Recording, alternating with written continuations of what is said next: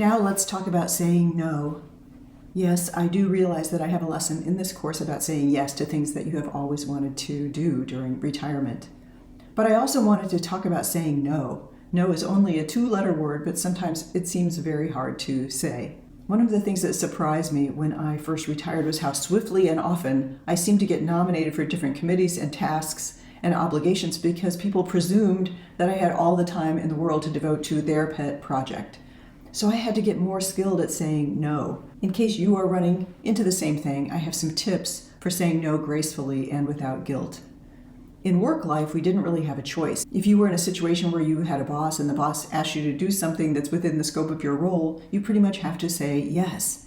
But guess what? In retirement, you do not have to do that anymore.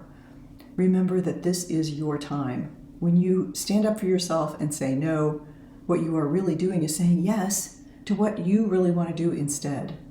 Some people find it hard to say no, and I get it. There can be fear of conflict and fear of disappointing someone. It can feel easier in the moment to say yes, but it can also lead you to spend time on things that don't excite you. And this is not how you thrive in retirement. Reserve the right to say yes to those things that light you up and say no to anything that doesn't. You may need to give yourself permission to say no, and if you don't want to do that, I give you permission to say no. In fact, I have a permission slip in this module that you can use whenever you need it. Saying no isn't selfish. It's an act of self-care. Here are some strategies to say no with less stress. 1, take some time to decide, as in, that sounds interesting. I'd like to give it some thought before deciding.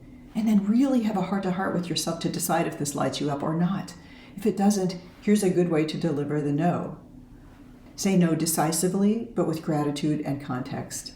I'm pretty good at this because I'm an introvert, and so to keep myself sane, I often say no. And it sounds something like this. Thank you so much for thinking of me. I know you guys will have a blast, but I really need some downtime, so I won't be able to make it this time. There's no need to over-explain or be overly apologetic. Another tip is to offer an alternative like no, but. No, not right now. No, but maybe this other person might be interested and I would be happy to make an introduction. No, but here are some other resources you might consider. No, I can't come in person, but I could do a 15-minute virtual call and brainstorm some solutions with you. No, but might help you feel okay with saying no, might better preserve the relationship and provide the asker a way to get some of what he or she needs. Another tip is to put it on yourself. No, with my schedule, I would be unreliable and I won't let myself be that. Or put it on your family.